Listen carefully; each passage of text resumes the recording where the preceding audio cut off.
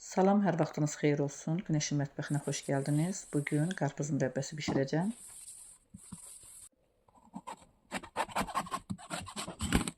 Mürəbbəmiz üçün bu cür içərisi qalın qabıq, mürəbbəli qarpızdan istifadə etmək lazımdır. Qarpızı soyub, qabıqlarını təmizləyib, içərisinin qırmızı hissəsini çıxardıram.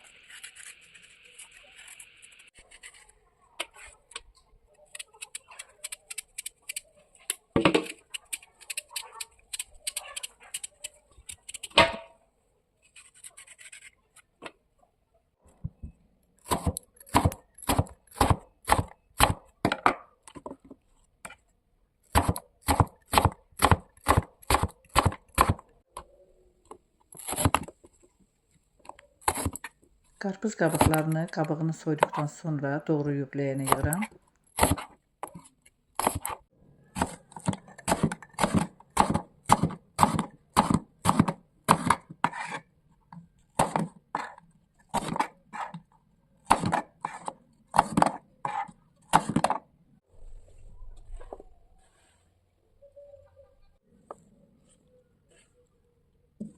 Mən qarpız qabıqlarını bu cür doğradım. İstəyən bəzəkli formada da doğraya bilər.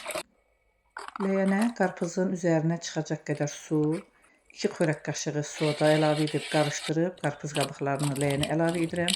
Qeyd edim ki, məndə 5 kiloqram qarpız qabığına 2 xörək qaşığı soda əlavə etdim. Qarpız qabığını sodalı suda 4 saat saxladım. Tez-tez alt-üst qarışdırmaq lazımdır ki, hər yeri eyni qaydada qalsın. 4 saat keçdikdən sonra qarpız qabıqlarını yuyub aş üzərinə yığıram. Qeyd edim ki, mən sodası getsin deyə 3-4 dəfə yudum. 5 kiloqram mürəbbəli qarpız qabığına 4 kiloqram yarım şəkər tozu, 3 litr su əlavə edib şərbətini hazırlayırıq. Şəkər tozu əridi, qarpız qabıqlarını ləyənə əlavə edib qaynara düşənə kimi bişirib, ocağın altını söndürüb 1 saat gözlədirik.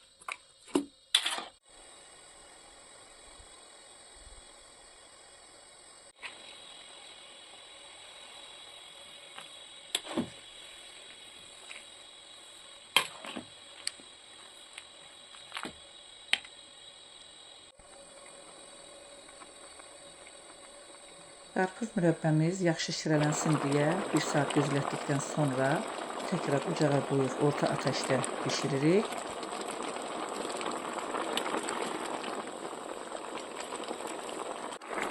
Mürəbbə bankalara yığıldıqdan sonra qəndləşməsin deyə yarım limonun suyu, 1 ədəd limonun qabığını mürəbbənin üzərinə əlavə edib qarışdırıb bişiririk.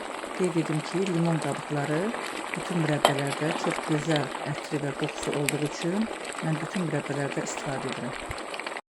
Qarpız mürəbbəsi bişdi. Ocaqdan götürüb isti-isti kəfini yığıb soymasını gözləyirəm. Qeyd edim ki, mən bütün mürəbbələrin kəfini mürəbbəni ocaqdan götürdükdən sonra yığıram.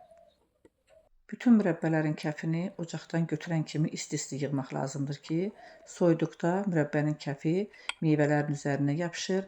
Bu da yaxşı görüntü alınmır. Gözəl vaxtınızı ayırıb kanalımı, videolarımı izlədiyiniz üçün hər birinizə çox təşəkkür edirəm.